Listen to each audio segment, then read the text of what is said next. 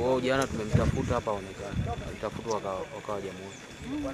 Kijana alikuwa anaenda kufanya kazi zake za kawaida za uvuvi. Alifika kituoni pale kwenye eneo la uvuvi, akachukua mtumbwi kuingia kwenye maji. Alipoingia kwenye maji, ikafikia hatua akakutana na kiboko anatoka kuchunga, anaingia kwenye maji. Kwa hiyo akawa ameupiga ule mtumbwi wake ukaenda juu, baadaye ukaanguka kwenye maji. Wavuvi walisikia, ila hawakujua kwamba maeneo yale yalikuwa yeye mvuvi yuko peke yake. Basi baadaye kufikia kwenye saa 3 wale wavuvi wakaona huyu mwenzetu hakutoka, samaki zake, mbona mchuuzi wa kuuzia samaki anamhitaji, kupiga simu yake haipatikani. Kabidi wavuvi waje kwenye eneo pale anapotokea. Kufika pale wakamkuta maeneo hajatoka. Mpaka saa 5 ikabidi tuende kwanza kumtafuta. Ikabidi tuende majini. Tuingiwa na hofu, kabidi tuende majini tukamtafute. Baada ya kufika kule, kuna baadhi ya vifaa vyake vya kufanyia kazi tulivikuta viko kule. Kasia pamoja na ibebo zikiwa zinaelea. Tumba tujaupata. Tukapata mwiko tu na viatu vya yebo. Basi tukaona hapo haiwezekani, muda umenepa sana. Kesho ili tuje mapema tutafute huo mlimo wa marehemu. Na kweli wananchi wangu wamekuja vizuri sana katika asubuhi. Wakawa wameingia kwenye maji wakishughulika kumtafuta marehemu. Kwa bahati nzuri pale kwenye nyavu, kumbe alikuwa wakati linamshughulikia lilikuwa limemweka kwenye mitego, akawa amekwama, akanaswa mbele ya miguu yake. Lakini wananchi walifanya roho nzuri, wakawa wamemtoa marehemu kumleta paka hapa.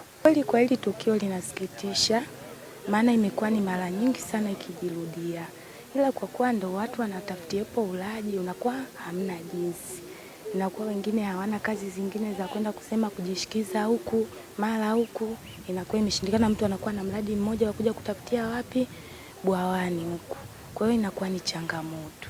Huyu ni mtu wa 9 kwa taarifa, na wale ni wale ambao wanaripotiwa, kuna wengine zaidi. Lakini pia watu kama 17 wamepata majeraha.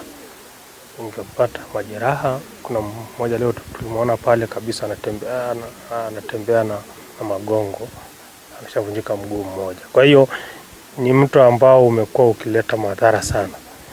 Niliongea na wananchi hapa na viongozi wa eneo hili, nikatoa wito kwamba ni bora watafute kazi zingine, kwa sababu hii sio ajali. Sasa ni kitu cha kusudia. Wakikaa nje ya mto, hamna mtu anayekufa kwa kupigwa na kiboko. Ina maana wao ndio wanaofuata hawa viboko.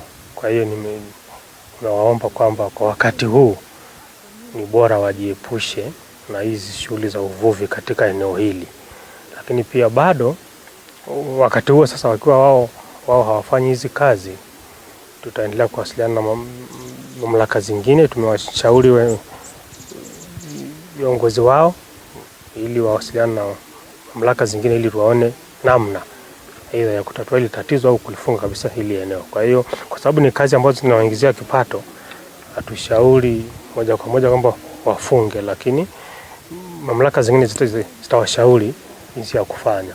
Kama TAWA, watu wa TFS wanaweza wakaja, wao ni wataalamu zaidi na ni shughuli yao hii, wanaweza wakatafuta njia mbadala ya kuhakikisha kwamba hii hatari ya watu kufariki kila wakati inatatuliwa.